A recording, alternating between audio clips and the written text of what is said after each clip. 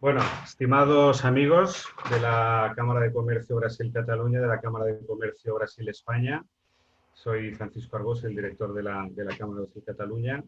Un placer que estéis todos hoy asistiendo a este nuevo seminario virtual organizado en colaboración con la Cámara de Comercio Brasil-España.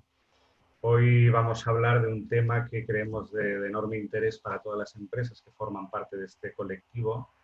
Llevamos ya pues unos meses, ¿no?, desde que empezó el estado de alerta, hablando de lo que el coronavirus, ¿no?, cómo ha afectado a las empresas, cómo está afectando ya a la economía y probablemente pues tendrá unos efectos aún más notables, ¿no?, en los próximos meses.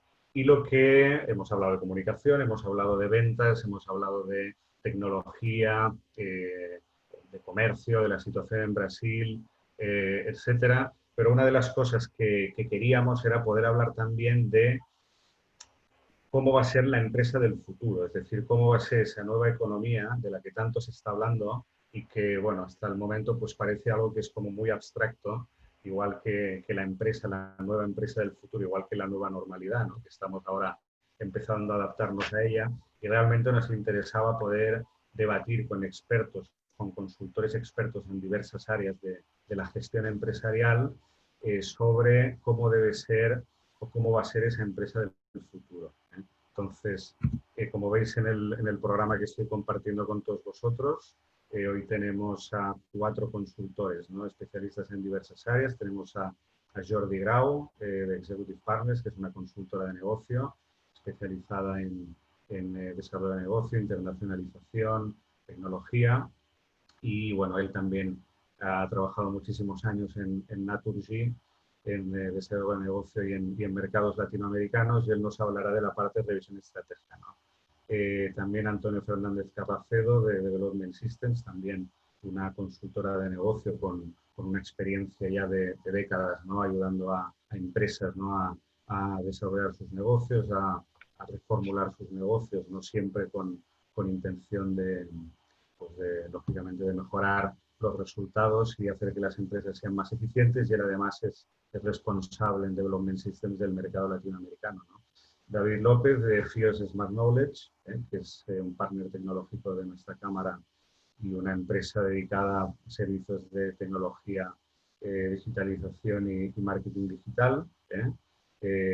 Con él pues hemos contado ya en diversas ocasiones para hablar de este concepto de la digitalización y de la transformación digital, ¿no?, que hace ya unos cuantos años que nos ocupa y que pues va a coger una creciente importancia, o se está intensificando, se está acelerando, ¿no?, esta digitalización de las empresas. Y tenemos a Carlos de la Torre también, de Aveloque Consulting, que es una consultora, ¿no?, de talento, de gestión de talento. Probablemente las personas sean pues el mayor y mejor capital que tenemos en estos momentos, ¿no?, para poder emprender esta adaptación de las empresas al contexto actual. Y además el Carlos de la Torre pues estuvo viviendo también muchos años en Brasil, con lo cual además conoce perfectamente el mercado brasileño. Así que bueno, lo primero de todo, lógicamente, es agradecer a los ponentes, ¿no?, el que estén participando hoy en esta sesión. Y si os parece, pues podemos empezar ya el, eh, el seminario propiamente, el cuestionario de preguntas. Y empezamos con Jordi Grau. Jordi, que nos vas a hablar de revisión estratégica. Como decía antes, ¿no?, hablar de la llegada de una nueva economía, ¿no?, parece una redundancia, con lo cual me gustaría que pudieras ahondar un poco en cuáles crees que van a ser los rasgos definitorios, ¿no?, de esta nueva economía de la que llevamos ya semanas hablando, y cuáles son, en tu opinión, los principios básicos, ¿no?, que deben fundamentar, ¿no?, las empresas, o en que se deben basar para modificar sus objetivos y sus estrategias. Tienes la palabra, Jordi. Muy bien, pues muchas gracias, Francisco, y buenas tardes a todos. Voy a intentar compartiros una pequeña presentación, son 5 slides, pero solo con el fin de provocar un poco pues alguna reflexión, ¿no?, que nos pueda servir luego, en todo caso, para las preguntas o para el debate, ¿no?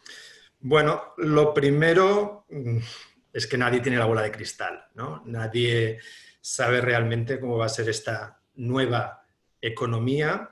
Lo que sí sabemos es qué ha pasado hasta ahora, ¿no? Y podemos fijarnos en nuestro pasado reciente y podemos ver a partir de ahí algunas pistas sobre hacia dónde va esa nueva economía, ¿no? Queda claro que durante todo este estado de alarma, cada sector económico pues, ha tenido un impacto diferente. Aquí os he intentado resumir un poquito lo que se ve en diferentes consultoras. Puede ser en algún caso una imagen más también del mercado americano. A lo mejor en nuestro caso de España no todos los sectores están bien encajados, pero yo creo que básicamente es evidente que es muy diferente la situación en este futuro inmediato pues, de empresas relacionadas con el turismo, la hostelería, las aerolíneas, el tema del ocio, todos aquellos temas de proximidad pues han tenido un impacto realmente muy elevado en su desarrollo y todo parece indicar que en este futuro inmediato pues van a continuar sufriendo un alto impacto, ¿no? Será áreas donde habrá que hacer un esfuerzo mayor, ¿no? Tenemos áreas de medio impacto, solo por comentar alguna, por ejemplo, el entorno del tema de las bebidas, el sector de las bebidas, que aunque sí que es verdad que a nivel particular, pues todos nosotros hemos seguido consumiendo, o tal vez hemos consumido más durante esta época del estado de alarma, pero sí que es verdad que es un sector que es muy dependiente del turismo, ¿no? Y entonces le ha faltado una parte. Hay áreas de bajo impacto, la alimentación, al principio, pues bueno, evidentemente las colas en los supermercados eran evidentes, y hay áreas que, bueno, pues sorprendentemente han tenido un impacto positivo, cosa que no se esperaría en una crisis de este tipo, a priori, pero que si veis, bueno, pues es evidente el consumo de servicios de Internet, todos hemos estado hiperconectados, todo el tema del e-commerce, ¿no? Todo el tema de los canales digitales, pues ha habido una aceleración, un incremento en su uso. Sectores a lo mejor que no eran muy valorados, de repente les hemos empezado a dar un valor superior y ha habido un mayor consumo. Todos los temas de entregas a domicilio, todos estos servicios tal vez de movilidad en bicicleta, ¿no? que han conseguido llegar a nuestros domicilios. Y como en los casos como estos, pues la commodity, el oro, por ejemplo, ¿no? que si veis, pues está en su máximo histórico, ¿no? Muy bien, estoy mirando hacia atrás, pero ¿dónde estamos ahora? Pues bueno, con muchas escuelas de negocios podréis ver, estamos en un escenario que pues continúa siendo VUCA, ¿no? VUCA por volatilidad, ¿no? Uncertainty, incertidumbre, complejidad y ambigüedad, ¿no? Volatilidad porque es un escenario que es cambiante, no hemos llegado a un estado, digamos, estacionario todavía. Incertidumbre porque no es predictible, no sabemos lo que va a pasar realmente. Complejidad porque hay un montón de fuerzas que estiran hacia o empujan hacia lugares diferentes. Un caso evidente ha sido esta dicotomía, ¿no? entre salud y economía, ¿no? Estas fuerzas que parecía que estaban luchando. Y ambigüedad porque, bueno, pues cada uno vamos dando diferentes interpretaciones, ¿no? Vemos lo que opinan, por ejemplo, unos gobiernos en Europa, vemos lo que opinan otros gobiernos en otras geografías del mundo.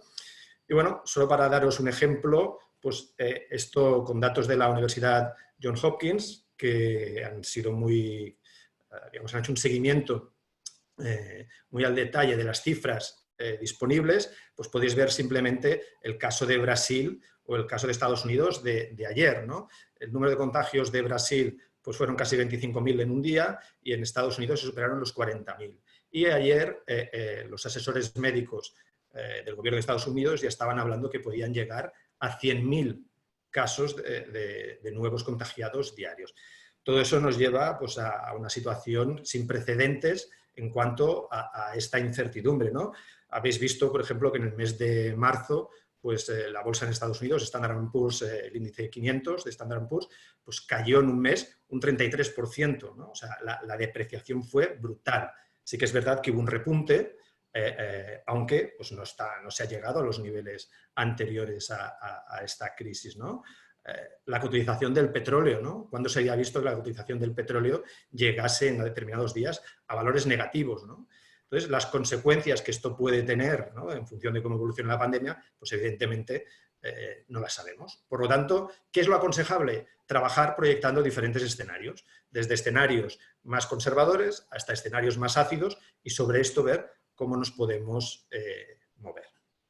Entonces, no hay duda, ¿no?, a pesar de lo que estamos diciendo, que las cosas no están en un entorno estacionario, pero que el mundo ya ha cambiado y que hay muchos cambios que han venido para quedarse, ¿no? Es evidente que el teletrabajo está aquí para quedarse. Probablemente volveremos un poco a las oficinas porque bueno, pues necesitaremos también reforzar los vínculos, ¿no?, de pertenencia a las empresas, pero una gran parte del teletrabajo ha venido para quedarse. El tema de la digitalización, ¿no?, que luego pues, probablemente David nos explicará con más profundidad, es un hecho que ha habido una aceleración en todas las empresas y la habrá más en este futuro inmediato. El tema del e-commerce, esto está aquí para quedarse, ¿no? Entonces, si queremos continuar navegando en estos mares, nos tenemos que reinventar como empresas, pero primero hay que sobrevivir, porque si no sobrevivimos, lógicamente no tendremos nada que evolucionar, ¿no? Entonces, yo me voy a centrar más en la parte de medio y largo plazo, ¿no?, la parte de estrategia, pero sí que solo por recordaros, hay un tema de corto plazo, que seguramente pues, la mayoría de las empresas ya han tenido que estar enfrentándose a esto, ¿no? Primero, el tema de liquidez, ¿no?, de las finanzas operativas.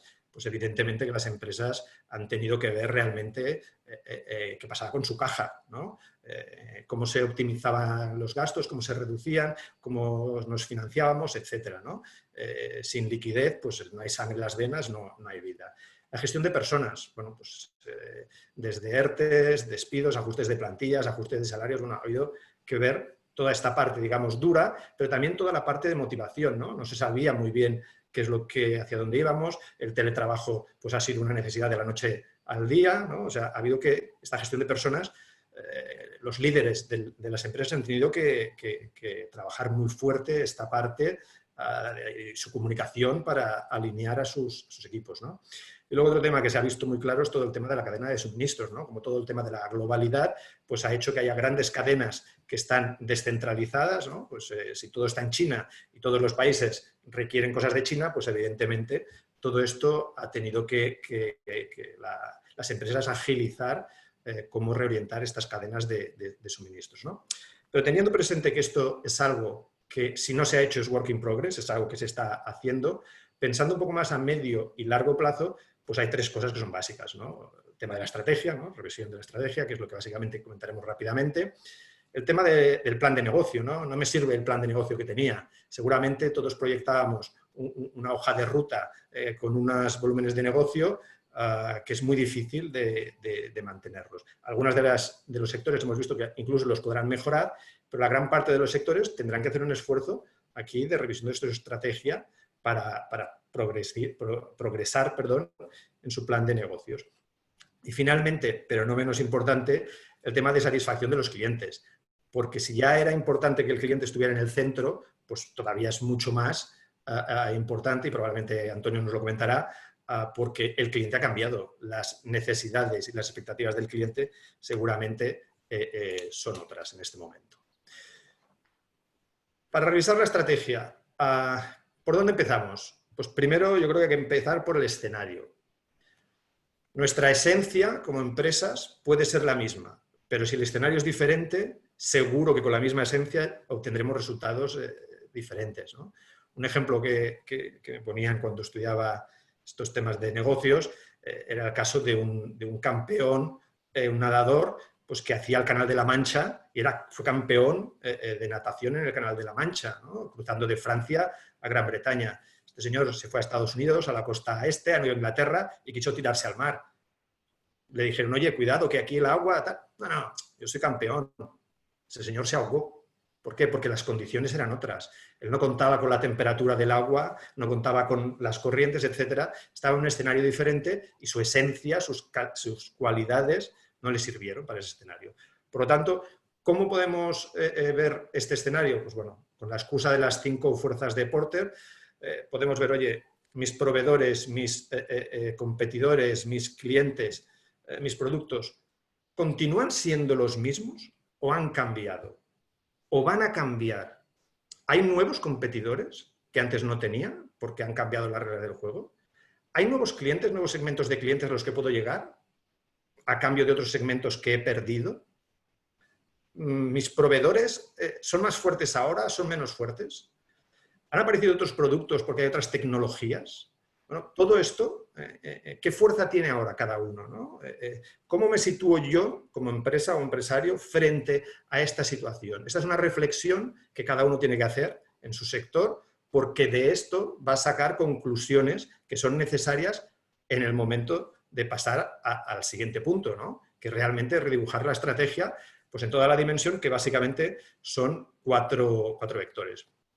El primero es muy rápido, que puede parecer muy obvio, pero el qué, cuál es la ambición, ¿no? El objetivo esencial de una empresa. Bueno, pues a veces hay que revisarlo, ¿no? Porque aunque parezca que es algo inmutable, a lo mejor no lo es, ¿no? Todo el tema de visión, misión y valores, a lo mejor pues hay temas, no sé, vinculados a esto. La cultura de la empresa, a lo mejor tenemos que cambiarla, porque desde que vemos que el teletrabajo es posible, a lo mejor ya no necesitamos oficinas. Y si no necesito oficinas, más allá de la derivada que esto tenga en nuestra estrategia de menores costes, pero tengo que definir cómo me voy a relacionar con nuestros empleados, con nuestros equipos humanos, cómo vamos a interaccionar, cómo vamos a interaccionar con los clientes, ¿no? O sea, hay toda una serie de preguntas que tenemos que hacernos en este caso, ¿no? El dónde, ¿no? Nuestros mercados.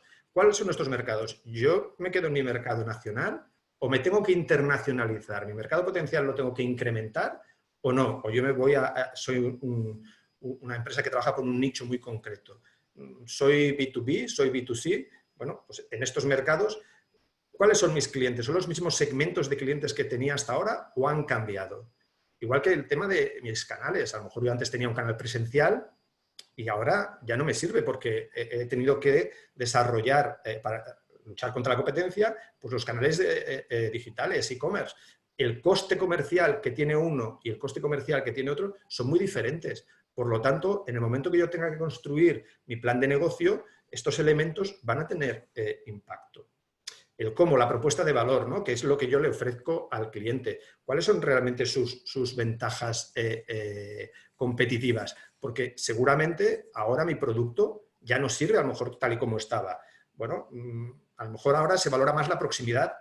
Si se valora más que yo estoy más cerca de mis clientes y tengo un horario a lo mejor más flexible porque mis trabajadores, mis colaboradores están en casa y puedo flexibilizar de alguna forma positiva para todos, pues esta atención a los clientes, pues a lo mejor todo esto tiene un valor diferente para el cliente y puedo cambiar mi pricing y puedo con esto pues ajustar a mi P por Q, ¿no? A mis productos o servicios que voy a vender por los precios unitarios, ¿no? Bueno, todo esto también implica una reflexión, ¿no?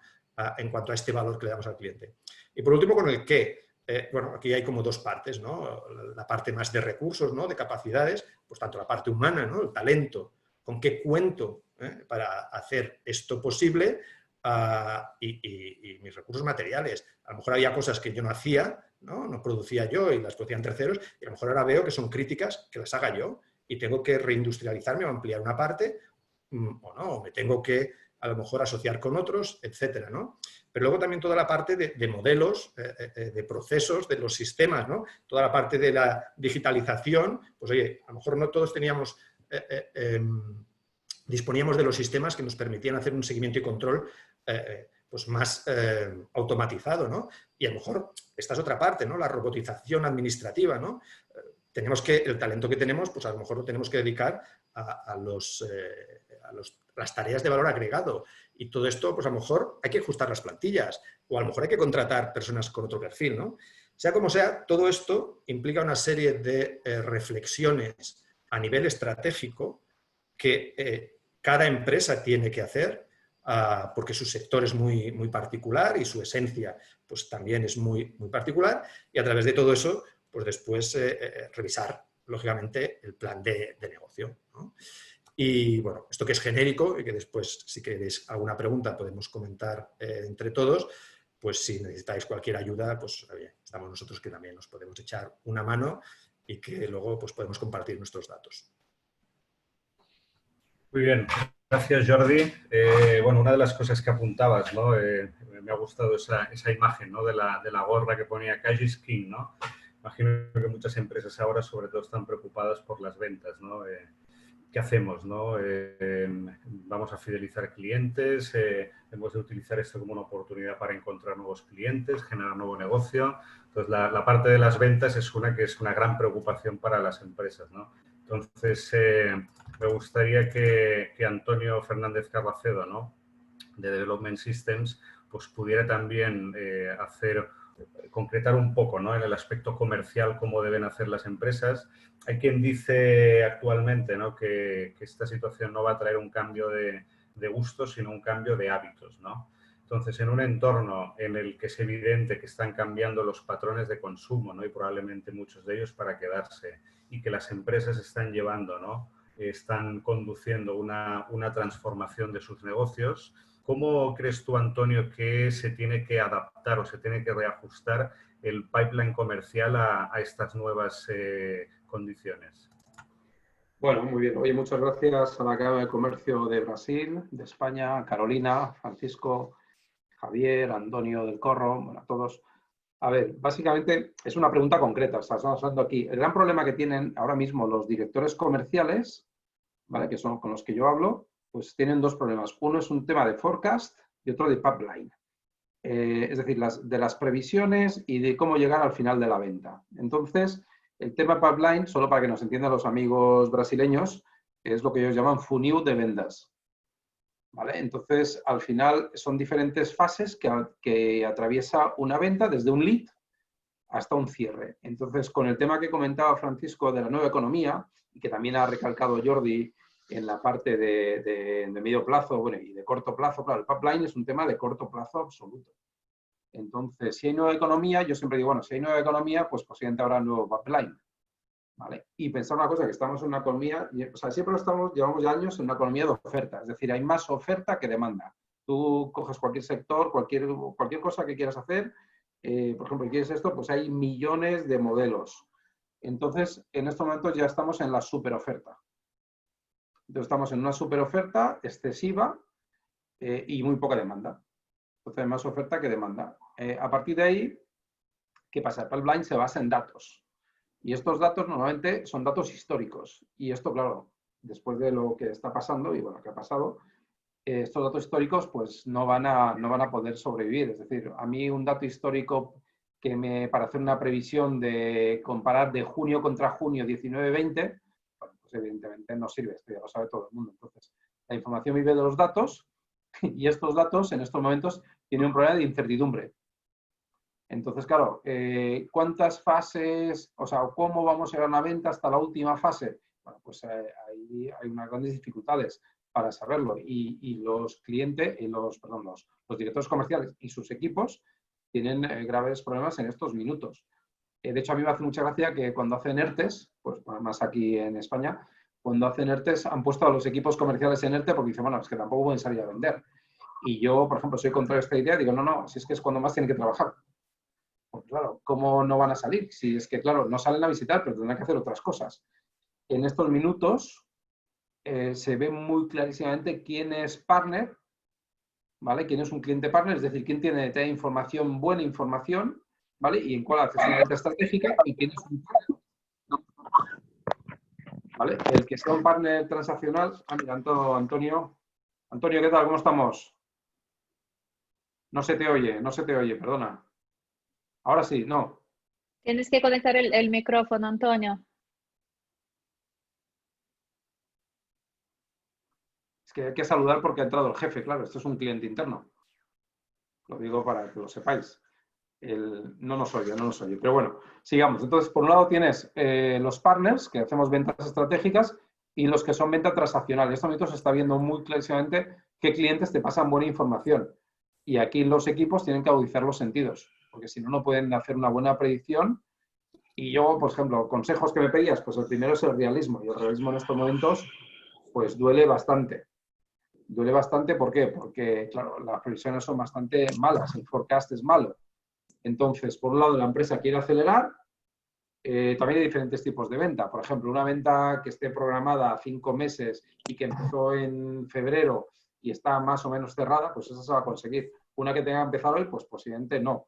Entonces, decía yo de poner el cliente en el centro, ¿no? Pues el típico Buffers Customer, o dicho de otra forma, ¿qué nos cuentan los clientes? Entonces, ¿cuántos clientes hemos perdido? ¿Cuántos están transformando? ¿Nos siguen necesitando? Ese es el tema. ¿Nos siguen necesitando? Seguro que te siguen necesitando. El tema es cómo te necesitan y hay que ver cómo lo cambiamos. Entonces, básicamente, aquí entran los equipos. Los equipos son los que hacen el pipeline con información, con datos verídicos. Y en estos momentos estos datos están bastante dañados. El pipeline, le quita el sueño a mucha gente, porque claro, las empresas empiezan a decir, bueno, si no tengo pipeline, oye, que tengo las máquinas vacías de carga en septiembre. O sea, que el tema es muy grave. Pues no estamos hablando de mañana, estamos en una empresa industrial, por ejemplo. Si no tengo carga, ¿qué hago con la gente? A 15 de septiembre, ¿qué hago con el turno de noche? Bueno, entonces nos vamos hacia atrás, nos vamos al pipeline, nos vamos al corto plazo y al final nos encontramos con los key accounts, o igual, con los vendedores, como les llamemos, y a partir de ahí con los clientes, los que hacen venta totalmente estratégica, relacional, y les cuentan cosas, y los que no. Y a partir de ahí, cómo transformamos nuestra oferta y cómo reajustamos todo el modelo. Y entonces, claro, ahí tenemos un grave problema con el pipeline, porque claro, el pipeline es que tiene que salir. Y tienes todos los equipos comerciales ahora mismo haciendo webinars todo el día para ver cómo lo sacan, y los equipos también hablando con sus clientes, bueno, cada uno haciendo lo que puede, y automáticamente, pues, evidentemente no todos van a conseguir vender, pero sí que es verdad que, bueno, pues van a subir quién, pues evidentemente el que adapte mucho a la necesidad del momento y sepa cambiar rápidamente sus procesos de producción. Porque claro, la oferta pues va a cambiar, el tipo de oferta de la misma empresa con la misma máquina tendrá que cambiar. Eso antes se tardaba en hacer, no sé, 6 meses y ahora se va a tener que tardar en hacer 2. ¿Por qué? Porque si no, no van a poder cerrar esa venta en coste y precio y forma, tal y como lo quiere el cliente, pues al final de la última fase. No sé si me he enrollado mucho, Francesc. No, en absoluto, al contrario. Y bueno, estamos, ¿no?, completamente de acuerdo en que los equipos comerciales no es una buena idea incluirlos en los ERTEs, o como mínimo no de manera al 100%, porque entre otras cosas lo que tienen que hacer precisamente es trabajar en la venta futura, ¿no? Precisamente muchas veces los equipos comerciales están tan obsesionados, ¿no?, con el cumplimiento de los objetivos comerciales que no tienen ni tiempo, ¿no?, de trabajar en preparar las ventas, y esto es algo que pueden hacer ahora y además incluso conocer mejor a sus propios clientes, ¿no? Así que completamente de acuerdo. Sí, ahora nos contará David, porque hay un problema aquí físico-digital. Claro. Y ahora sigue, perdón, que te he cortado. No, al contrario, sí, precisamente es exactamente lo que decías, que esto nos va muy bien para pasarle la palabra a David. Lo que sí que estabas comentando tú, que había llegado ya Antonio del Corro, ¿no?, a la sesión. Entonces, Antonio, si conectas el micro, igual puedes hacer el saludo que no has podido hacer antes.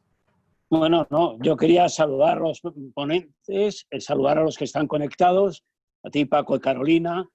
Yo creo que la verdad que es un webinar muy interesante, porque será la realidad de lo que está pasando y de lo que va a pasar.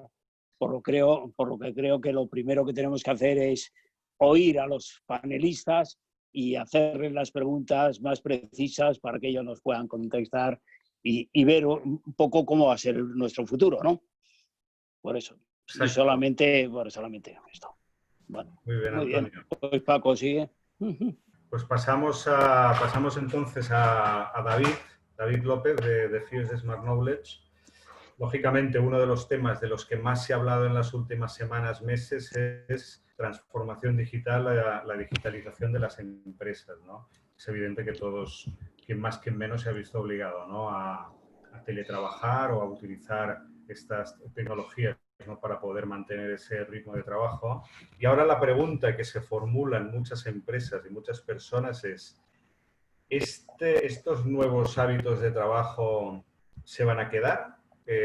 ¿O vamos a volver en cuanto podamos, volveremos a las rutinas anteriores, ¿no? ¿O habrá una solución intermedia, ¿no? Entonces, me gustaría, David, que pudieras expresarnos tu opinión al respecto y explicarnos, pues, cómo crees tú que va a ser esta empresa del futuro, ¿no? Pues súper interesante esta pregunta. De hecho, es tan interesante que entre FIOS y ESADE también estamos haciendo un estudio justo de esto, además con temas cualitativos, con mucha estadística detrás. Antes hablaba Jordi de los datos, ¿no? Y también Antonio Fernando también de los datos. Y eso es realmente interesante porque hay mucho comportamiento antiintuitivo, ¿verdad? La transformación digital de las empresas tiene varios prismas, varios puntos de transformación, ¿no? Hay muchas empresas, sobre todo B2B, que se transforman digitalmente introduciendo o apoyándose en tecnología caras adentro, ¿no? Su producción, su logística, su reducción de costes, etcétera. También hay otras empresas que proyectan su transformación digital, pero caras afuera, ¿verdad? Pues poniendo nuevos canales de venta, buscando, innovando en productos, en servicios, ante un ambiente, también decía Antonio, me parece que había mucha más oferta que demanda, por tanto manda la demanda, ¿no? Y al mandar la demanda, pues hay que estudiar muy bien esa demanda, hay que buscar muy bien qué productos se da a cada uno de los clientes. Ahí coge mucha importancia lo que ahora ya estaba en una inercia, ¿no? Que es el marketing automation, publicidad programática y demás. Temas one-to-one, o sea, el café para todos se ha acabado, ¿no? Pero fíjate que hay dos ejes más, ¿verdad? De esa transformación. Esa transformación hay muchas empresas que deciden, en vez de transformarse en operaciones y transformarse en marketing, pues hay otras que dicen, mire, yo voy a dejar lo que estoy haciendo porque lo estoy haciendo bien y lo que voy a hacer es transformarme, pero en modelo de negocio. Voy a buscar nuevos modelos de negocio afines, nuevos modelos de negocio que nos funcionen de otra manera, ¿no? Hace tiempo tuvimos la oportunidad en FIOS de estar hablando con el director de innovación de autobuses metropolitanos de Barcelona y nos dice, ¿usted sabe qué es un autobús? Y bueno, sí, un transporte colectivo, ¿no? Y dice, no, quita. Nosotros somos un sensor con ruedas. Nosotros sabemos todo de la ciudad, cómo está el asfalto, temperaturas, semáforos, tráfico, lo sabemos todo. Entonces, claro, lo que estamos viendo es que nosotros somos un proveedor importantísimo de datos para el Smart City. El Smart City no funcionará sin nosotros, que somos el notario de la realidad. No, más que nosotros nadie sabe. Nadie sabe más que nosotros de datos en un Smart City. Por tanto, probablemente nuestra fuente de ingreso futuro, porque según nos decía, pues si sabes que cada ticket de autobús que vendemos perdemos dinero, nos cuesta más el viajero que el servicio. Entonces dependemos de subvenciones tanto de la Generalitat como del Ayuntamiento. Pero bueno, aspiramos a ser un nuevo modelo de negocio completamente diferencial basado en datos, ¿verdad? Por tanto, este es un ejemplo, una experiencia de muchas empresas que se transforman desde el modelo de negocio nuevo, ¿no? No es una pura transición de on a off, de off a on, sino que es una transformación de propuesta única de valor diferencial, ¿verdad? Pero hay un cuarto eje todavía, que es el eje de las personas, ¿verdad? Las personas con todos los prismas que tienen, ¿verdad? ¿Y esos prismas qué es? La persona que se llama 2.0, algunos en marketing hablan del 3.0, el 4.0, etcétera. Pero bueno, al final, con 2.0 nos referimos a la evolución, ¿verdad? Pero fíjate que las personas, en definitiva, son los clientes, 2.0. Otro prisma es el empleado, persona-empleado. Persona ciudadano, ¿verdad? Que también quiere del Smart City. Persona gerente, directivo, 2.0. Todo el mundo, y antes lo decía algún otro panelista, todo el mundo nos hemos transformado más o menos, ¿verdad? Lo que sí que es cierto es que ha habido una aceleración en la transformación digital desde este punto de recursos humanos, desde el punto de vista del trabajo distribuido, ¿verdad? Sin embargo, hablando con un abogado de prestigio, que estábamos hace muy poquito hablando con FIOS y con él, de Cuatro Casas Abogados, pues nos decía, oiga, es que no se confunda. Nosotros estamos trabajando de manera aficionada, completamente aficionada. Ha sido rápido, ha sido veloz, lo hemos hecho como hemos podido, unas lo hacen mejor que otros, pero decir que eso es teletrabajar es un desconocimiento muy fuerte de lo que es la ley laboral, ¿no? Porque a partir de ahora, efectivamente, ¿qué se van a hacer? Las inspecciones laborales en las casas de las personas, se van a medir los espacios que tiene la gente en las casas, se van a medir los lumens de iluminación necesarios que cada uno va a tener en su casa, o lo vamos a hacer todo asociado a los autónomos y que cada uno tiene que tener sus servicios. ¿Y quién va a pagar por esto? Por tanto, fíjese que estamos en un modelo aficionado, de teletrabajo, ¿no? Que en algún momento esto se tiene que regular. Yo al principio esto lo veía, dijo, bueno, pues no debe ser tan grave, ¿no? Él como está tan metido en el tema, digamos, tan laboral, pues probablemente ve más tres pies al gato, ¿no? Pero después me puso algún ejemplo y me dice, mire, si hubiera estado legislado desde el principio el tema de Uber, Uber no hubiera salido. Si hubiera estado legislado desde el principio los contratos laborales de Glovo, Glovo no estaría en el mercado. Lo que pasa es que nosotros movemos, digitalizamos mucho más rápido que los procesos y sobre todo que la legalidad, ¿no? En ese sentido, déjeme que comparte simplemente una slide que es como un resumen de estas 4 ejes de transformación digital que le estaba comentando, ¿verdad? Entonces, fíjese que no es ni mejor uno que otro, simplemente son modelos de transformación que tienen las empresas a su disposición. Muchas empresas, sobre todo B2B, trabajan en ese proceso de operaciones que decíamos, ¿no? Repensando procesos, digitalizando, y esto requiere un esfuerzo, ¿verdad? Y requiere un esfuerzo que las empresas están trabajando muy bien en el sentido de aquí cada vez más, pues robots, inteligencia artificial y demás, cosas que estamos trabajando muy bien desde FIOS, pues desde luego generan una eficiencia muy interesante. Al final las eficiencias de la transformación digital, si queremos ir a la base y lo queremos ir al átomo y decir, oiga, ¿para qué? ¿Para qué? Oiga, mire, para un más ingreso o un menos coste. Esto no hay otra. Nosotros queremos ingresar más, sea porque llegamos a nuevos clientes, sea porque vendemos más, sea porque la tasa de reemplazo es más alta, por lo que sea. O, haciendo lo mismo, queremos hacerlo mucho más barato. Cualquiera de estas requiere, por ejemplo, la de operaciones en sí mismo, requiere pues un profundo estudio, un profundo análisis, una toma de decisiones. Yo tenía un profesor en Estados Unidos que me decía, usted automatizar, usted transformar desde operaciones, usted puede transformar hasta la ruina. Hasta la ruina, si usted quiere. O sea, siempre se puede hacer algo más. Por tanto, hay que ir con mucho ojo y aquí hay que hacer buenos estudios económicos para ver exactamente lo que queremos hacer. Pero fíjese que en el eje que tenemos justo contrapuesto, abajo a la izquierda, las personas y colaboradores ha sido una obligación y además en cuestión de semanas. En FIOS decidimos hacerlo el teletrabajo un lunes y el jueves ya estábamos haciendo las pruebas pilotos, el viernes ya teníamos gente fuera, al principio fuimos, pues la verdad es que súper eficientes en este sentido, igual que han sido muchas otras empresas, ¿no? Pero sí que es un tema que ha sido aficionado rápidamente, parche sobre parche, ahora la ciberseguridad, ahora el trabajo distribuido, ahora vamos a hacer el trabajo por misiones, ahora vamos a hacer el trabajo por objetivos. Ha sido como parche sobre parche que yo creo que esto requiere una evolución sustancial. Decir que hemos llegado a una digitalización del eje de abajo a la izquierda, pues por esta aceleración, no, esto ha sido un facilitador, ha sido una obligación y por tanto ahí nos hemos encontrado con una nueva realidad personal, ¿verdad? Que hay mucha gente, y en este me remito al estudio que estamos haciendo entre FIOS y ESADE, que hay mucha gente que este teletrabajo tan atropellado, ¿no? Digamos que es un eje de transformación, pues lo que ha hecho realmente es que las personas, quizá las empresas sí, pero las personas en sí mismas, pues no hubieran estado preparadas 100% en temas logísticos internos personales, ¿verdad? Y más allá de mejorar la conciliación personal y laboral, ha hecho justo lo contrario, ¿verdad?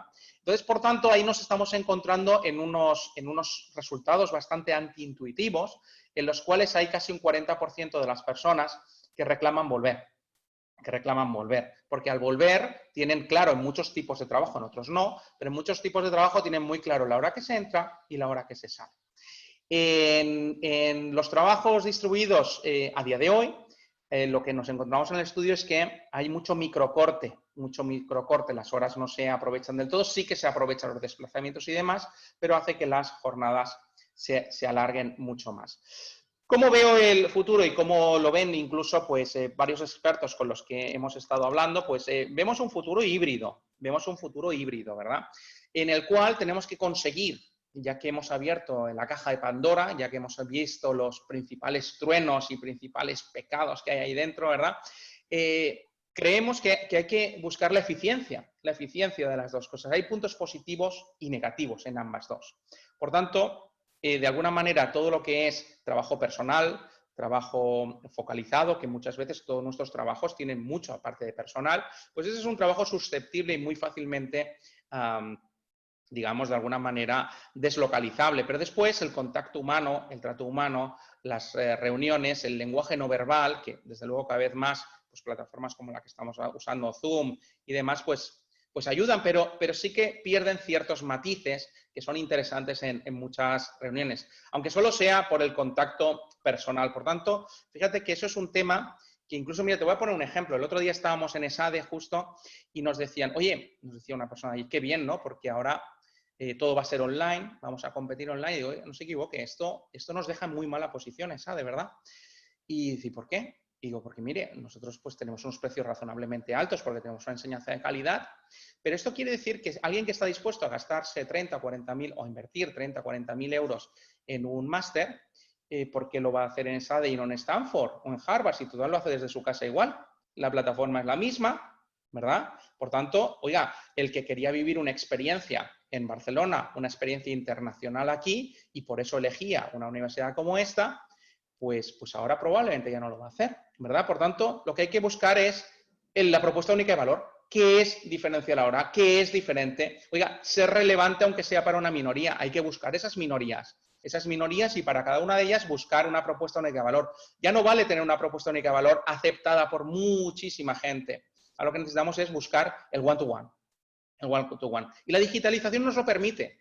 Todo lo que pasa en el digital es trazable, es medible. Oiga, usted ahora mismo va a la página de FIOS, fios.es, y solo por entrar, solo por poner eso, yo sé si es hombre o mujer, sé su edad aproximada, sé sus gustos, aficiones y la página que vio antes y la probabilidad de lo que vaya a ver después. Oiga, pero si no he hecho nada más, no, es que es todo trazable. Nosotros en el digital lo que tenemos es eso. Nosotros podemos trazar muy bien todas las necesidades y a partir de ahí hacer un buen forecasting y una buena aproximación a productos y servicios que van a querer los clientes. Y eso es un tema que nosotros creemos que va a ser híbrido. De hecho, en FIOS, antes decíais, oye, es mala idea el tema de ERTES para comerciales. Nosotros hemos conseguido no hacer ningún ERTE, también haciendo un trabajo muy, muy fuerte interno, también un trabajo de concienciación, ¿no?, de las personas y, sobre todo, pues la utilización sabia de ese tiempo, digamos, no facturable que ahora hemos tenido en la conceptualización de nuevos productos, nuevos servicios que nos están dando ya sus frutos. Oye, ¿cómo puede dar los frutos en 2 meses? Los frutos nos están dando en 2 meses. Estamos potenciando muchos clientes que al principio nuestro compañero, el primero que intervino, nos enseñaba algunos que estaban en verde, otros en amarillo, otros en rojo. Pues oiga, pues efectivamente yendo a los verdes, utilizando los medios digitales, cada vez más las personas libremente ponen en sus redes sociales sus intereses, sus gustos, sus aficiones, sus necesidades. Entonces es muy fácil trazarlo, es muy fácil de lo que llaman el digital sales, ¿no? Poder vender digitalmente, poder acercarnos digitalmente a las personas. Por tanto, yendo a la respuesta, nosotros creemos que efectivamente había un meme, ¿no?, que era muy interesante, ¿no?, que decía, oiga, en su empresa, ¿quién ha digitalizado más? ¿El CEO, el CIO o el COVID, ¿no? El COVID ha transformado más, ¿no?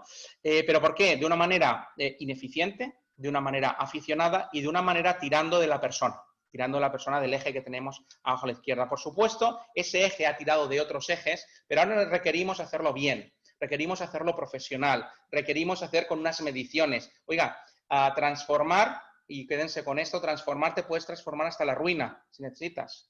Tienes que hacerlo con cabeza y de alguna manera pues viendo exactamente lo que necesitamos. Futuro híbrido es lo que vemos en FIOS.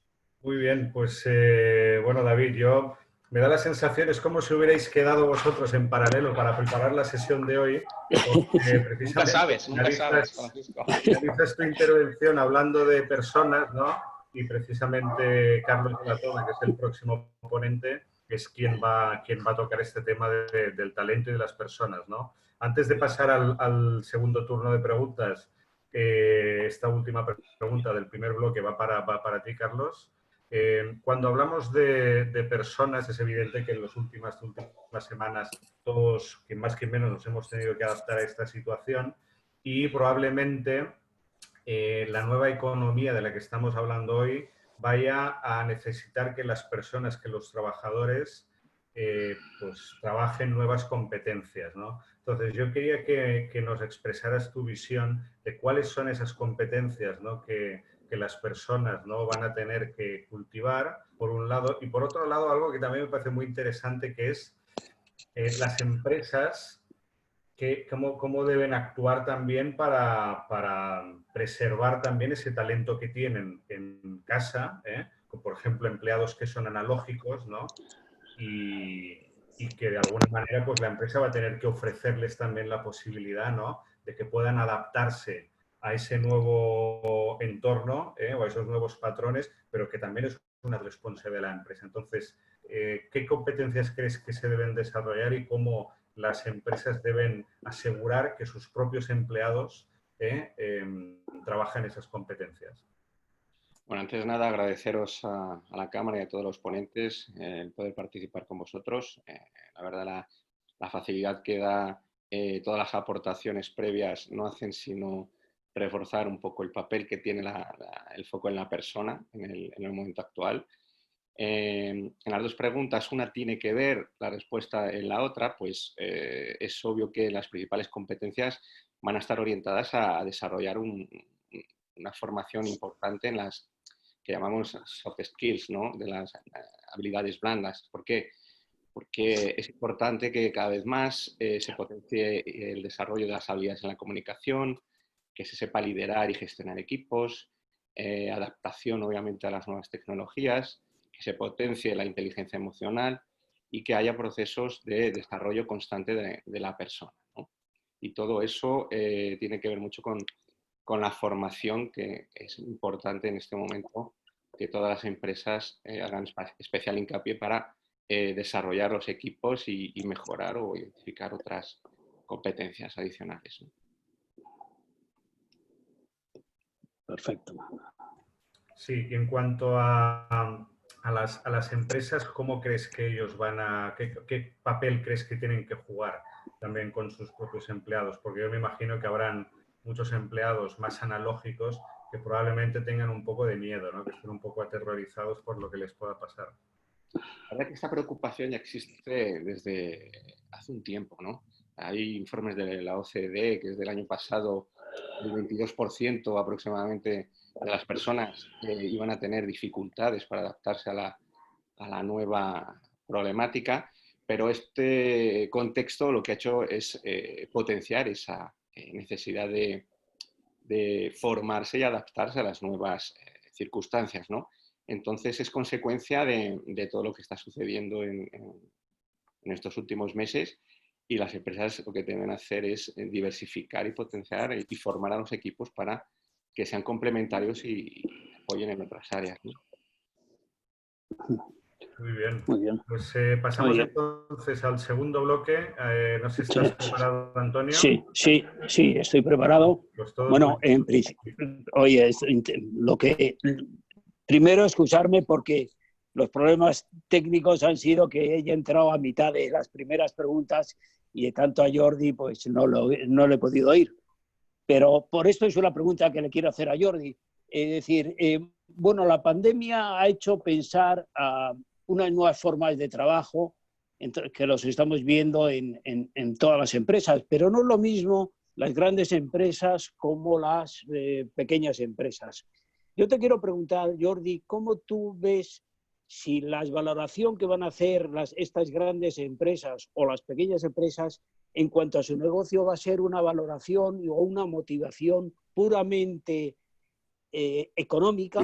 Es decir, se han dado cuenta de que verdaderamente hay que dejar de globalizarse de alguna manera en cuanto a los sectores que deben acudir por hacer negocio, se van a centrar más en lo suyo, o bien van a incorporar, además de eso, otra serie de valores que no sean estrictamente, ¿no?, como puede ser la conciliación familiar o el tema de medio ambiente o cualquier otro que se están viendo. Es decir, yo no sé si ahí las empresas grandes, por lo que hemos hablado, yo lo estoy viendo de que verdaderamente se van a centrar mucho en lo que es su propio negocio, ¿no?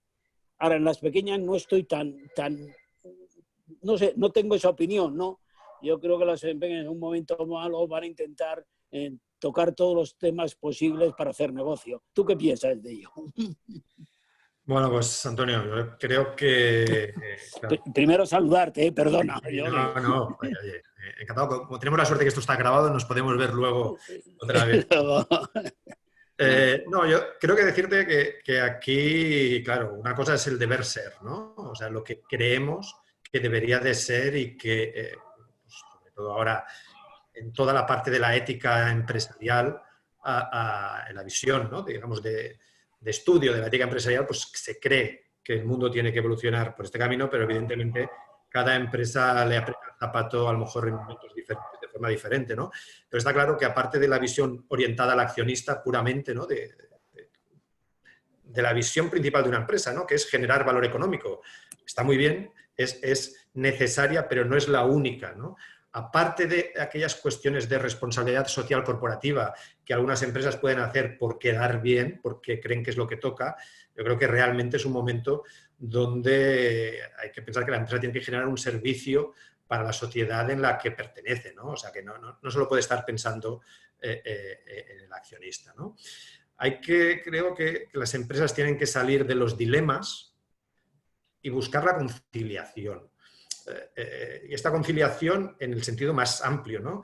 Hemos vivido seguramente una época donde parecía que, oye, o mantengo a las personas o tengo que cerrar, ¿no? el negocio, ¿no? Y si no cierro el negocio es que tengo que despedir. Bueno, entre esos extremos hay muchos, entre ese blanco y negro hay muchos grises, ¿no?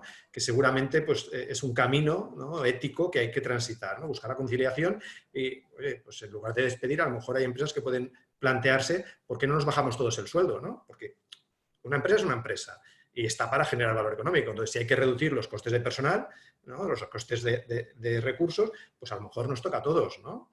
Entonces, bueno, es una cuestión también de prioridades, ¿no? Entendemos que es antes la ética que la eficiencia. Va primero. Las personas van antes que las cosas. Se ha puesto de manifiesto en este estado de alarma, ¿no? El tema de la salud, el tema de preservar a los colaboradores de las empresas, a la sociedad en general, ha sido prioritario al simplemente hecho económico. Claro que no podemos vivir sin la economía, pero bueno, había que priorizar. Bueno, pues las personas antes que las cosas, ¿no? Los principios antes que los resultados. No vale cualquier cosa de cualquier forma solo porque hay que sobrevivir, ¿no? Y creemos que esos valores, pues bueno, comentabas temas lógicos, ¿no? De preocupación del tema del medio ambiente, ¿no? De las personas, mejor la conciliación familiar y tal. Pero hay temas muy básicos, la integridad, ¿no? El tema de la coherencia entre lo que pienso, lo que digo y lo que hago, ¿no? Una empresa tiene que ser claro, ¿no? El dejar una huella, ¿no? en la sociedad donde estamos, ¿no? El ser creativos, pero con responsabilidad, ¿no? O sea, todos hemos visto, yo como ingeniero, vamos, a mí se me saltaron las lágrimas cuando vi a la gente de SEAT, ¿no? En la fábrica de SEAT, que la línea de producción, pues a lo mejor evidentemente que ellos no estaban con el foco en ese momento de la producción solo de vehículos, había una necesidad con el tema de los respiradores y se dedicaron a hacer prototipos de respiradores, ¿no? Con el motor de limpiaparabrisas del SEAT Ateca. Bueno, pues esa creatividad con responsabilidad son valores, ¿no? Yo creo que son necesarios en las empresas, ¿no? Y que al final tienen que traer un beneficio. Pues, los clientes tienen memoria, seguro que serán conscientes de qué ha hecho cada perfil de empresa durante este tiempo, ¿no? Quién ha hecho cosas por la sociedad, ¿no? Quién ha puesto su granito de arena, y luego los propios trabajadores, ¿no? Los propios colaboradores, ¿no? El tema de la identificación con la empresa, ¿no? De alguna manera, pues el sentimiento de pertenencia hace que esa identificación, pues, bueno, pues seguramente tengas una mayor eficiencia también en lo que vas a hacer dentro de tu ámbito laboral, ¿no? Y estés dispuesto a aportar ideas, a empujar pues de una forma global en la empresa, ¿no? Entonces, estamos convencidos que la tendencia es que no solo las grandes, las pequeñas, todos tienen que aportar algo más que no simplemente centrarnos en el tema económico.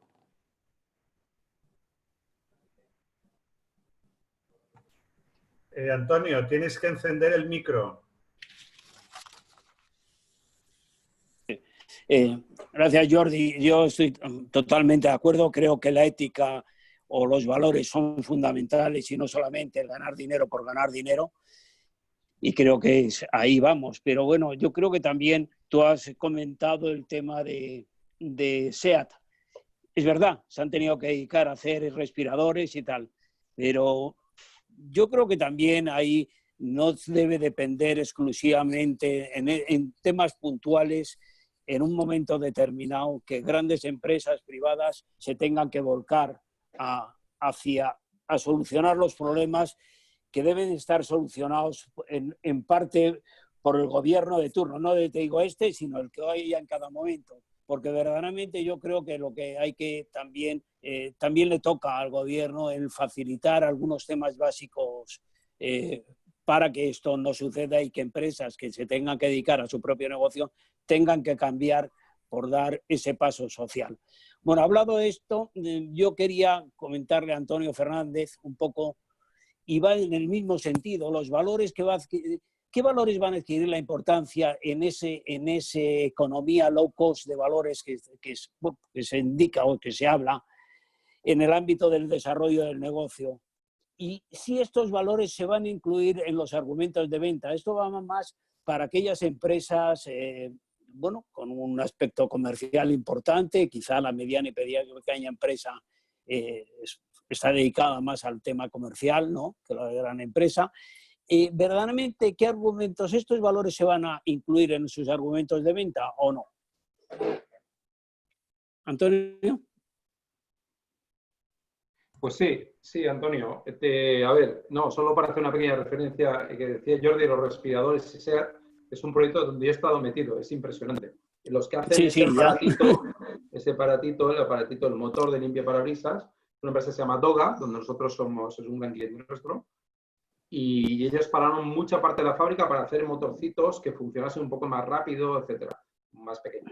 Bueno, dicho eso, contestando a Antonio con la pregunta, vamos a ver, el tema low cost y los valores, por ahora, o sea, hasta hace muy poquito, era una balanza.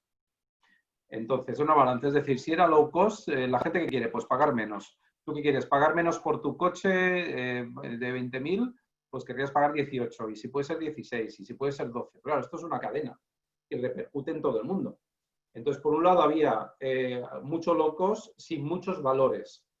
Pero hay una cosa que estoy viendo ya desde hace un tiempecito, o sea, esto no es nuevo, que, bueno, por un lado se junta mucho los argumentarios de venta, los propósitos de la marca, o sea, cuál es nuestro propósito, por qué vivimos, etcétera. Todo lo que tenga que ser RSC, es decir, todo RSC lo meten ahí dentro, que también cada día los vendedores están más en la historia del RSC, y sobre todo, y esta es la gran novedad, desde hace un añito yo veo las 17 líneas de trabajo ODS, Objetivos de Desarrollo Sostenible, a nivel mundial, que aparecen en los argumentarios de ventas. ¿Vale? Entonces, si rascas un poco, detrás de los 17 hay 169 metas, ¿vale? Y rascas, y entonces cada empresa, no todas las empresas, pero muchas empresas escogen la parte que más les gusta de los ODS, y de hecho cada vez aparecen más el ODS, todos los que es una foto, vamos, de la United Nations, ¿vale? Esto es del año 2015. Teóricamente, desde el año 2015 tendría que estar funcionando. Bueno, yo no lo he visto hasta el 19. Y ahora, claro, todo el mundo se apunta a esta película porque ya van viendo pues, que, evidentemente, si no somos ecológicamente, o sea, si no hacemos un tratamiento ecológico de función del trabajo y tal, por ejemplo, gente joven, entre ellos mi hijo, no compra camisetas si no están hechas en ciertos países y con ciertas garantías. Bueno, pues el que vende esas camisetas, cuando abre su página web, aparecen las ODS allí, que es un argumento de venta que tiene para cierto público, que es un público veinteañero, más o menos. Entonces, hay una interdependencia que se está generando y que se utiliza, y cada vez se está usando más este dato. Es decir, ODS hace 5 años, que es cuando se hicieron, un vendedor no sabía ni lo que era, y ahora automáticamente se ha aprendido las 4 que su empresa quiere que promocione.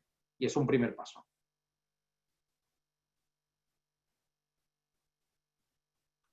No se oye. Micro. Antonio, sí, pero ¿no crees un poco que esto nos lleva a un proteccionismo total para las empresas? Es decir, si las empresas empiezan a ver que hay gente que no le compra sus productos, que al final le han salido más baratos en hacer en un país donde tiene una inversión, como puede ser Tailandia, o como puede ser China, o como puede ser el que sea, y no compra ese producto, ¿no crees que verdaderamente las empresas se van a ir cerrando estas empresas o filiales que tienen en el exterior, van a empezar a fabricar solamente en su propio país o en países que lleven pues, una filosofía ética más razonable, pues a países europeos, y verdaderamente lo que eso se va a traducir es en un menor contrato de trabajo, ¿no? ¿Tú qué crees de este tema? Es decir, porque eso verdaderamente es la otra parte de la tortilla, ¿no? Si yo no fabrico barato, no puedo vender barato como me está exigiendo el mercado. ¿Qué hago? Claro. Bueno, pues aquí hay que hacer un sumatorio. Hay que hacer una integral, una derivada y un sumatorio. Que básicamente es fabricar barato, poniéndole valores. Ahora mismo lo que hacen es pintan páginas web y tal. Decía Jordi hace un momento, dice, bueno, a veces para quedar bien, lo cual me ha gustado porque es verdad. Pero no, lo que hay que hacer es que además hay que cumplirlo. Lo que no puede ser es que haya camisetas más baratas porque hay trabajo infantil por medio.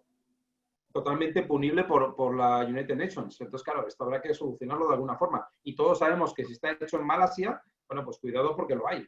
Entonces, dice, bueno, pues claro, si la inversión que tengo en esa empresa es tan alta que llevármelo a Estados Unidos no me compensa, pues tendré que mejorar lo que hay allí. Entonces, a lo mejor les doy clase por la tarde o no sé, o algo en esa línea.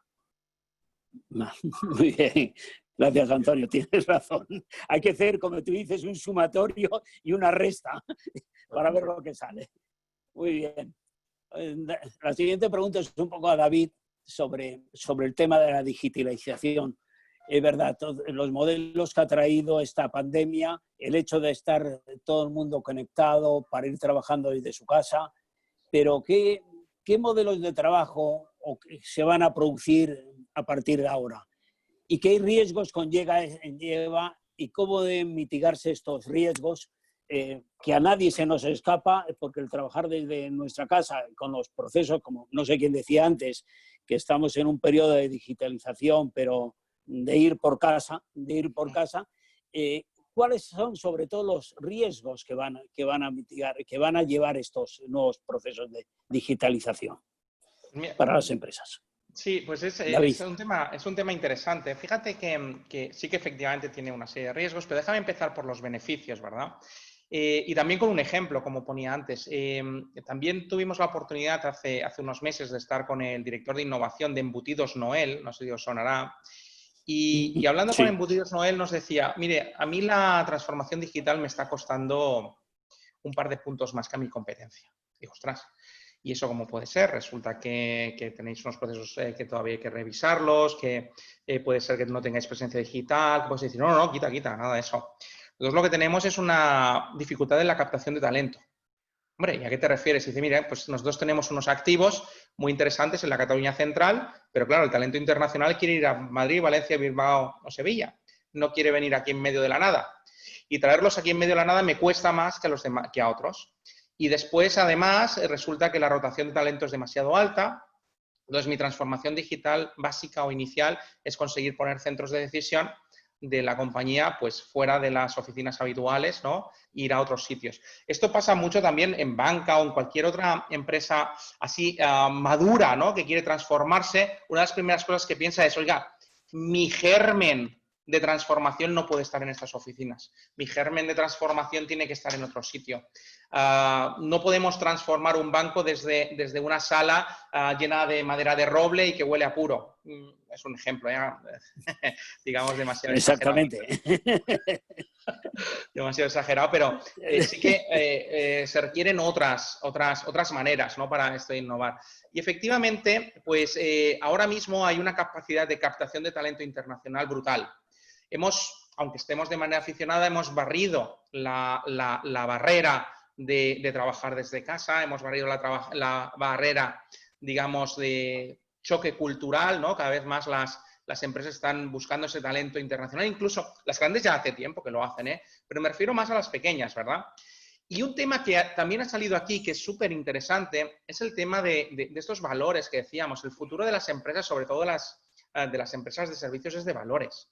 Aquí nosotros, por ejemplo, hemos hecho efectivamente pues justo lo que se comentaba aquí. Nosotros, a cambio de no hacer ningún ERTE, hemos bajado el salario a todo el mundo. Voluntariamente hemos ofrecido la opción de, oiga, nosotros no haríamos ERTE si todo el mundo se bajara el salario, hemos hecho unos cálculos y, oiga, después de hacer una buena campaña de comunicación, pues emotiva, ¿no? Incluso, bueno, nuestro CEO Manuel Serrano también, además, con unas canciones emotivas de un grupo muy, muy interesante, pues hemos conseguido el 97% de nuestra compañía acceda libremente a esa reducción a cambio de no hacer ERTES.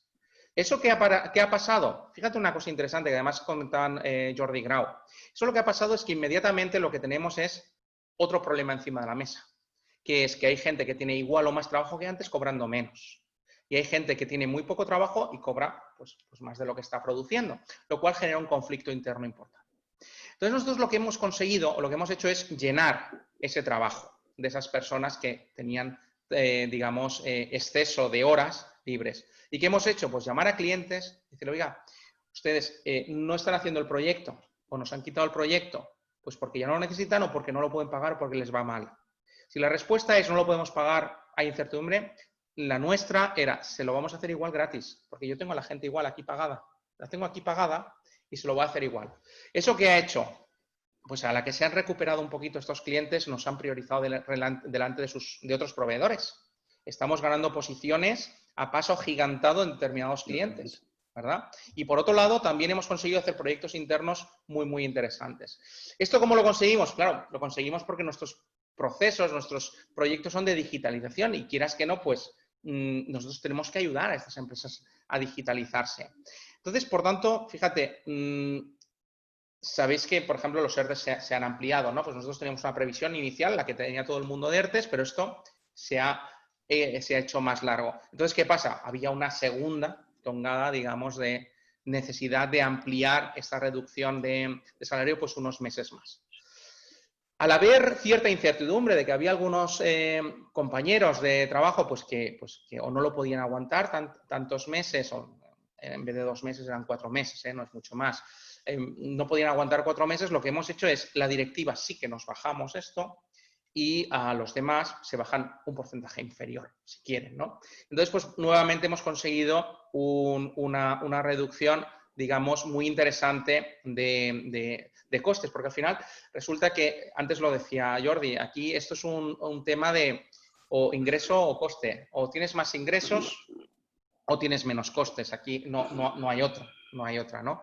Entonces hay algunas personas que lo entienden mejor o que lo entienden peor, pero en cualquier caso, fíjate, esto nos ha conseguido, mira, sentimiento de pertenencia.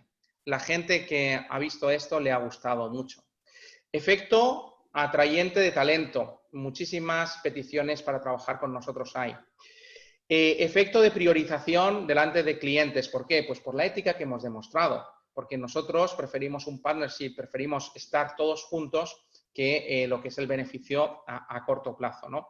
Y entonces, en ese sentido, yo creo que la digitalización es el momento para demostrar estos valores. Es el momento para conciliar eso, lo que decíamos, esa proyección de persona 2.0 en empleado 2.0, en cliente 2.0, etcétera, y darle a cada uno pues lo que necesita.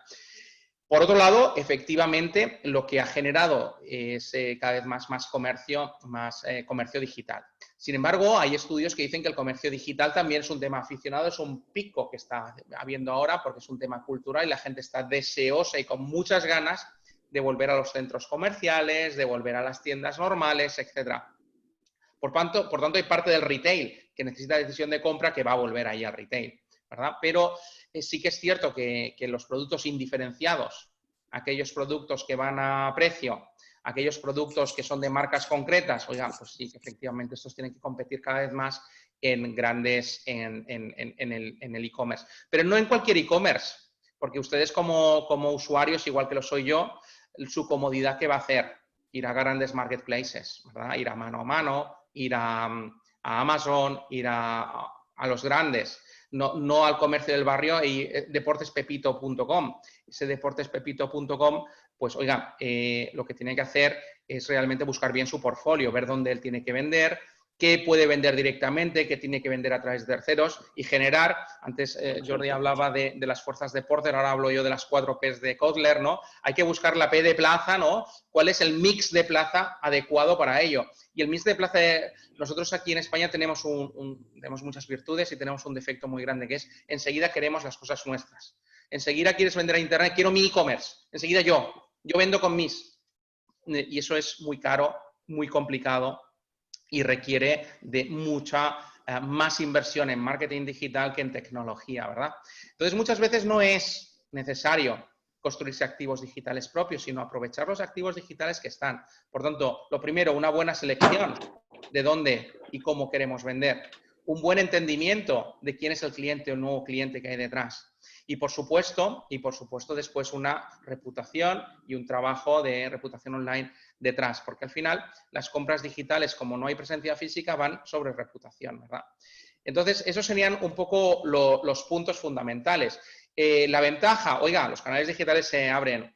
Inconveniente, oiga, no todos, no todos. Si usted tiene una zapatería, Zapatos López, zapatoslopez.com no va a vender ni un solo zapato, al no ser que tenga una estrategia muy clara de vender a través de canales de terceros, que pueden ser digitales tranquilamente, ¿verdad? Sí, David, la verdad es que estoy totalmente de acuerdo con lo que estás diciendo. Lo que pasa es que hay sectores que verdaderamente no se pueden digitalizar, sobre todo sectores y en países donde, por ejemplo, la venta o la renovación de un seguro de salud o el seguro del coche, al no estar digitalizado por parte de la empresa, porque el sector no funciona así en otro país, va a tener que tener esa presencia física, es verdad que sí.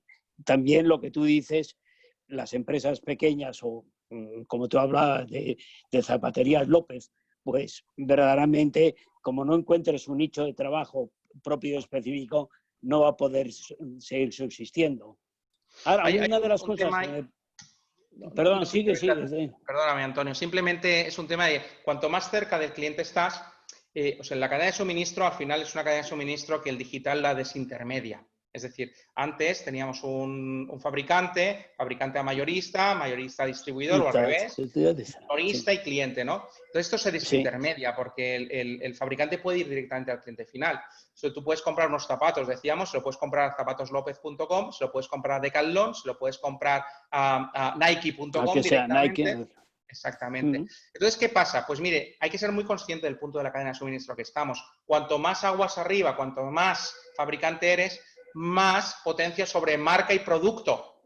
Pero cuanto más abajo, cuanto más retail, más potencia sobre uso o atributo. Por tanto, deporteslopez.com no va a vender nada, pero Running Mujer sí que va a vender, porque es un uso diferencial. Fíjate que Nike.com puede vender Adidas, no, pero Deportes Pepito sí que puede vender Adidas y Nike, pero no todas, en un uso o atributo concreto. Es decir, ser relevante aunque sea para una minoría. Si alguien que está en el punto retail hace publicidad sobre marca, le está haciendo un buen favor al fabricante, pero no a él mismo. Él tiene que hablar del uso o el atributo de ese producto en un medio completamente diferenciado. Por tanto, relevante aunque sea para una minoría. Y cuantas más minorías, mejor. Prefiero tener 7 minorías que una gran mayoría que valga por 7. Y a cada una de esas minorías quiero darle exactamente su valor. Porque si no, le estaré haciendo el trabajo a la marca. No me estaré haciendo a mí el trabajo, ¿no? El trabajo. Muy bien. Pero bueno, primero quiero felicitaros, ¿no? Porque esa decisión tomada por vuestra empresa de rebajaros el sueldo no es común, ¿no? Veo en las grandes empresas que lo que están viendo es una reestructuración total en cuanto a empleados y en cuanto a formas de trabajo. Y eso las grandes empresas lo están viendo en estos momentos y no ha aparecido. Tampoco esas cosas se ven o se escuchan o salen en los periódicos. Pero no lo veo por las grandes empresas que estén estudiando esas posibilidades de bajarse el sueldo para mantener a más gente trabajando en sus empresas. Y de aquí viene mi última pregunta. Estamos a Carlos de la Torre. Es decir, esa decisión tomada por la empresa de David se puede traducir en un líder del futuro. ¿Cómo crees, Carlos, que tiene que ser ese líder del futuro para guiar con éxito a esa sociedad, esa empresa suya o esa empresa donde él es el CEO, para que verdaderamente tenga éxito? Gracias, Antonio. Bueno, la verdad está implícitamente dicho, tiene que ver mucho con los valores, ¿no? La respuesta fundamental está en el crecimiento personal. El liderazgo se basa en las relaciones humanas y en la evolución de las personas y empieza por uno mismo. La base son las personas, por lo que para crecer como líder y ser un líder uno debe conocerse bien, aceptarse y convertirse en la mejor versión de uno mismo. Y de esa manera, además, genera un efecto contagiante de forma positiva para el que tiene alrededor, ¿no? Ese líder tiene que tener un mensaje muy bien definido, poner foco en las personas que le rodean, ser un líder de líderes que le permita crear nuevos líderes y, además, sobre todo, que tenga un nivel de integridad absoluto para que sea referencia del resto del equipo, ¿no? O sea que verdaderamente estás poniendo los valores éticos, o sea, más que los económicos de la propia empresa, empiezan por unos valores éticos de la propia persona, del propio grupo que él crea de trabajo, ¿no? Antes que esa persona es capaz de transmitírselo a los que están alrededor. Ahora, ¿cómo transmites ese? Porque una cosa es el contacto físico, donde verdaderamente con la presencia y tu forma de ser y de no ser es más fácil que retransmitírselo casi por vía digital. Es decir, porque al final la vía digital hace que concretemos más los temas de negocio que los temas éticos. No puede haber esas conversaciones que hay en las empresas tomándote un café en donde verdaderamente pues trasciendes o trasluces tus opiniones, que al final es la que confrontan esa opinión general de la empresa, ¿no? ¿Cómo lo ves tú eso? Es que eso también ha cambiado. Yo creo que el poder de adaptación que tenemos los seres humanos cuando suceden hechos como el que nos está sucediendo es increíble.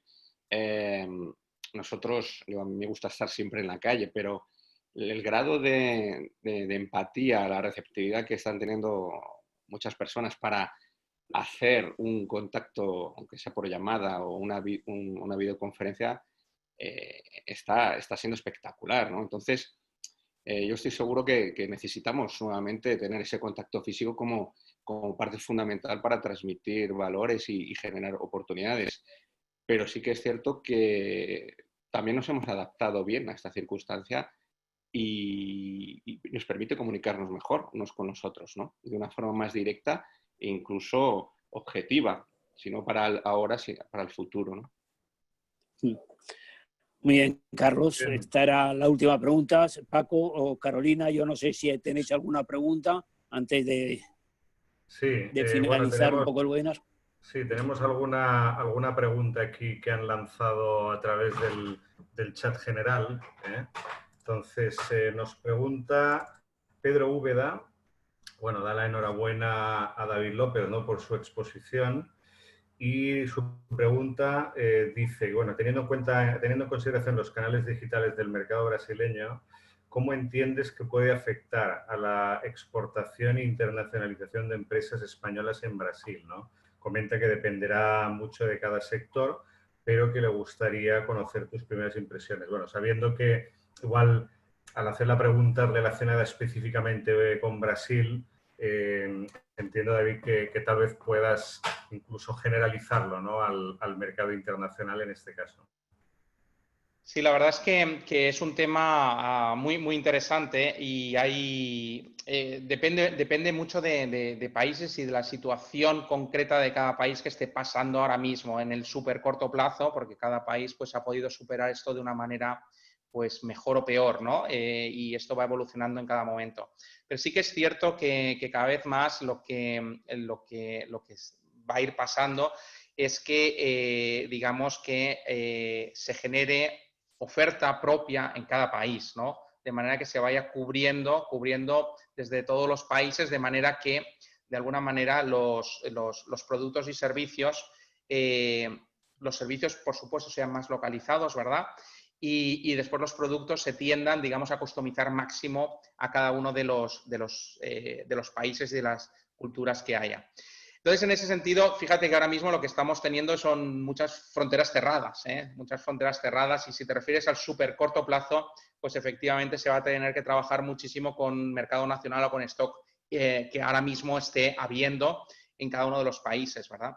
Y después, cuando esto se abra, probablemente va a haber una tendencia durante un tiempo también de revalorizar productos interiores brutos, ¿verdad? De trabajar internamente, y después ya sí, apertura nuevamente, y en esa apertura nuevamente pues nos encontraremos lo que decíamos antes, la propuesta única de valor, ¿no? En la que vamos a encontrar, como decían nuestros compañeros antes, unos ambientes cada vez más que la demanda sea inferior a la oferta. Por tanto, esos son mercados competitivos, y al ser mercados competitivos, nuevamente, como decíamos antes, quien manda es la demanda, ¿no? Y al mandar la demanda, pues súper personalizados. Y entonces, en esos servicios súper personalizados, pues hay un tema muy interesante, que es todo el tema del Big Data y Data Science. Yo creo que eso es un tema que, o sea, si me dijeras ahora en qué dos temas hay que apostar ahora mismo, te diría uno es en el inteligencia artificial, Big Data, Data Science, y ciberseguridad es el otro, ¿verdad? ¿Y por qué el Big Data, Data Science? Porque cada vez más, fíjate que nosotros lo que queremos es que esa personalización que te decía antes, esa personalización a grandes masas, la única manera de hacerlo es con sistemas inteligentes. Es la única manera. Porque ya no puede haber café para todos, sino que, oiga, usted cuando quiera ir a un hotel y usted entre por la puerta, usted le tienen que llamar por su nombre. ¿Cómo? Oye, porque una cámara ya le ha reconocido la cara, porque tiene una tarjeta de fidelización, por lo que sea. Pero yo quiero una máxima personalización de todos los servicios y todo lo que hay alrededor mío. Y eso solo se consigue con los temas de Data Science, ¿no? Por tanto, respondiendo directamente a su pregunta, yo creo que ahora mismo, súper corto plazo, mientras las fronteras están cerradas, no queda otra que trabajar muchísimo lo que es el comercio nacional, ¿verdad? Después nos vamos a encontrar una parte en la que hay que redefinir probablemente productos, digamos, la propuesta única de valor, y después ya sí, sobre todo la personalización máxima. Muy bien. Si alguno de los otros ponentes quiere añadir algo a alguna de las preguntas que se hacen, también que se tomen la libertad de hacerlo, por favor. Bueno, si quieres, con Francisco, bueno, nosotros tenemos una oficina en Brasil desde hace 26 años, más o menos, y claro, llegan noticias todos los días. Brasil, todos sabéis cómo está. En estos momentos, la verdad es que la pandemia está dando muy duro. Y nuestros clientes que están entrando en nichos que no estaban. Entonces llevan como 2 meses volviendo a nichos que habían abandonado por una falta, porque claro, digamos, todas las aduanas están paradas, como decía David ahí, bueno, no está entrando nada, y automáticamente, curiosamente, hay empresas que no están vendiendo solo lo que ya vendían, sino están haciendo cosas complementarias que son residuales y tienen a la gente ocupada. No os olvidéis que allí no existen los ERTEs ni nada que se le parezca. Y las ayudas también son justitas. Entonces, bueno, pues al final tienen la gente, empresas grandes, o sea, grandes me refiero a 500 personas, no súper grandes. Entonces, automáticamente están utilizando nichos y están entrando en nichos que nos llaman incluso la atención, porque son cosas que dicen, no, esto lo hacíamos en el pasado hace 20 años. Bueno, a falta de entrada. Y es curioso, estamos haciendo una lista y también es verdad que a lo mejor no es lo más rentable del mundo. Y lo están haciendo como un tema para solventar un poco a corto plazo y poder pagar los salarios a la gente. Como un dato curioso. Muy bien, gracias, Antonio. Luego tenemos otra pregunta de Gabriela García, en este caso volviendo al tema de la digitalización. Lo que pregunta es, bueno, comenta que la prevención es una buena herramienta y pregunta si existe la prevención para una pandemia digital. Entonces, cualquiera de las personas que estáis ahí, el que se anime a responder esta pregunta. La verdad es que lo de pandemia digital suena tremendo, ¿no? Suena tremendo, pero dicen que, bueno, se están preparando muchas empresas para eso, y por eso decía que mi segundo punto de preocupación o de inversión es la ciberseguridad, porque efectivamente ataques descontrolados pueden hacer que no vuelen aviones, que no puedas hacer ni siquiera la declaración de la renta. Bueno, que eso no sería mala noticia, ¿verdad? Pero bueno, en ese tema quiero decir que hay una profunda preocupación de esto, ¿eh? Y es un tema muy interesante, una pregunta muy interesante. Fíjate que las nuevas tecnologías que están saliendo ahora ya van incluyendo esto directamente. Por ejemplo, no sé si te suena las cadenas blockchain, ¿verdad? Las cadenas blockchain lo que hacen son sistemas no supervisados. O sea, digamos, imagínate que en blockchain se implementa una moneda, como Bitcoin. También se podría implementar cualquier otra cosa. Pues, oiga, si no hay un Banco de España o no hay un Banco Central Europeo, ¿por qué eso tiene valor y no tiene valor? ¿Qué le da la credibilidad a eso? Pues mira, la credibilidad es peer-to-peer. ¿Eso qué quiere decir? Oiga, pues si hay, imagínate, 300 nodos, si hubiera un ataque cibernético y atacara a más de la mitad, claro, podría cambiar la decisión. Eso se llama el ataque 51, ¿no? El ataque 51 quiere decir apretar más del 51% de los nodos de decisión. Pues con todo eso estaba protegido para esto. Es el principal problema que ahora cada tecnología está afrontando. Es decir, oiga, si esto fallara, ¿qué pasaría? ¿O hasta qué punto de robustez tenemos? Y ese es uno de los principales problemas que vamos a tener a día de hoy. Fíjate que el otro día en Gartner salía dos temas preocupantes. Los dos grandes temas preocupantes que había ahora en este sector era la ciberseguridad por un lado y la otra la veracidad de la información. La veracidad. Dice Gartner que el 37% de toda la información que está en Internet ahora mismo o es falsa o no suficientemente verdad. Y si seguimos este ritmo, en el 2022, perdóname, en el 2022 nos vamos a encontrar que pasemos la frontera del 51. O sea, una de cada dos cosas no será suficientemente verdad. ¿Por qué? Porque hay una frontera entre tu opinión personal y lo que es verdad. Tú ahora mismo podrías decir, imagínate, yo te digo, dime la primera palabra que te venga cuando yo diga Coca-Cola. Ostras, pues alguno dirá rojo, otro Navidad, otro felicidad, otro sonrisa, otro verano. Pero también habrá uno que dirá unhealthy, diabetes, azúcar, amputación de brazo. Cada uno dirá lo que le da la gana, ¿no? Y entonces, fíjate, oiga, pues mire, es que hay un señor que ha salido en un sitio y ha hablado de diabetes y Coca-Cola, todo junto. Entonces, ya se genera una influencia negativa sobre esa información que, bueno, es que puede ser o no puede ser. Yo no soy quien para decir que hay una correlación sobre eso. Tendría que decirlo un científico o un químico, un biólogo, no lo sé. Pero yo no, sin embargo, era mi opinión, ¿verdad?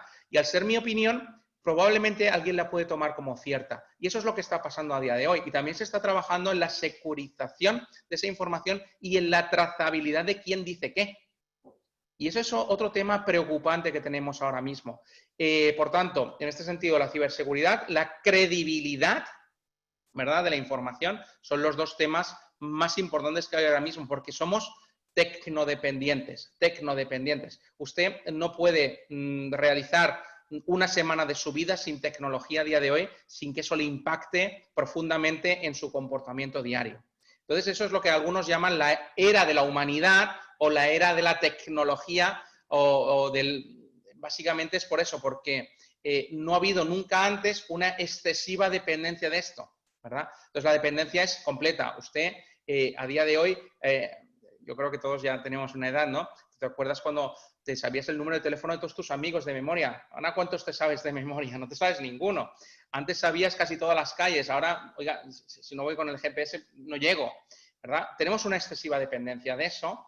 Eso hace que en el momento que eso falle sería un caos, sería un completo caos. Por tanto, hay un muy buen trabajo que se está haciendo desde centros como el CSICAT y otros aquí en Cataluña que están trabajando contra esto, ¿no? En realidad.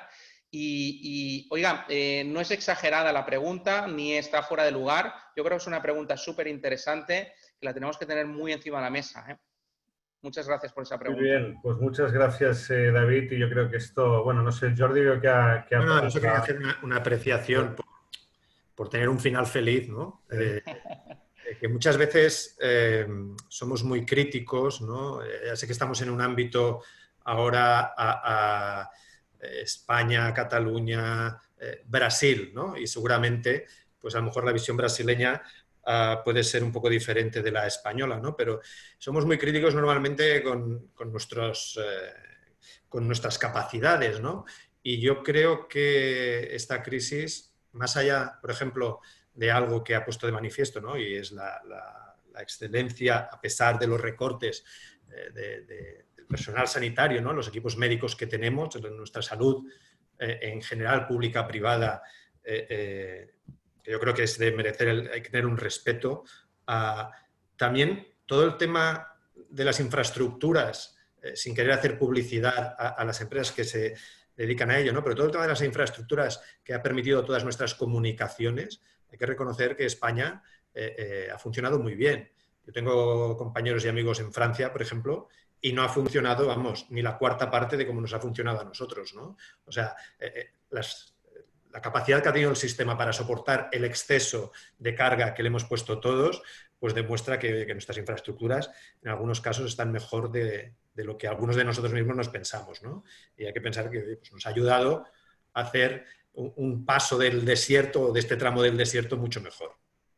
Muy bien, pues muchas gracias, Jordi. Creo que podemos agradecer o podemos felicitarnos, ¿no?, de que estas infraestructuras hayan funcionado, estén funcionando para que hayamos podido tener una sesión como esta. Y tomando también la palabra, lo que decía David sobre la trazabilidad, para nosotros es siempre importante contar con la opinión de los expertos asociados a la Cámara, cuya valía y cuyo conocimiento está certificado, con lo cual podemos hacer una trazabilidad absoluta. En respuesta, David, a esta pregunta que formulaba sobre el tema de Coca-Cola, como curiosidad, cuando has pronunciado Coca-Cola, me imagino que los directivos de Coca-Cola les gustaría pensar que la gente piensa en felicidad, ¿no? Que para eso crearon ese famoso Instituto de la Felicidad. A mí, la verdad, espero que no haya ningún directivo de Coca-Cola hoy aquí, pero pensaba sobre todo en azúcar, ¿eh? No sé si eso era positivo o negativo, ¿no? Sí, eso es. Paco, te diré que, oye, sí. Paco, te diré que mi nuera, que es directiva de Coca-Cola, siempre piensa en felicidad, y en bares y en diversión. Eso es. Y Francisco, solo para que sepas que yo he trabajado para ellos en Chile durante muchos años, en realidad ya hay Coca-Cola sin azúcar, entonces hay una parte que no tiene azúcar, ¿vale? Te lo digo porque se ha quedado las 11 cucharillas. Y tienen que hacer un trabajo, tienen que hacer un trabajo entonces aún con el tema de la reputación. No, lo sé, porque si miras, de verdad. Oye, igualmente me gustaría acabar con una frase que un cliente se la estamos diciendo a los equipos comerciales, que es lo mío, que no es mía, que ya me gustaría que fuera mía, porque a mí me gusta y se la decimos a todos. Primero, una que le decía que sí que es mía, le decía, oye, perdona, mira, vente llorado de casa, porque si no, no vamos a poder trabajar. Entonces ya te pones en la puerta, entra uno y dice, oye, ¿has llorado? No, a casa. Y si ha llorado, puede entrar. Esto es el equipo comercial. Pero la que no es mía, que digamos que he adoptado desde hace un mes y medio o algo así, que es del filósofo José Antonio Marina, y que quiero transmitirla para que quede aquí y se expanda por el mundo, dice que esto es importante para los equipos comerciales y para todos los equipos directivos, es dejemos el pesimismo para tiempos mejores. ¿Vale? Muy buena. Muy buena, ¿eh? Sí, pero no es mía, O sea, yo muy solo, bueno. vamos, gran maestro. Y entonces, ¿qué pasa? Son dos frases importantes para todos los equipos, porque claro, la gente, si te mueves en un pesimismo, tu expansión mental no entra de ahí.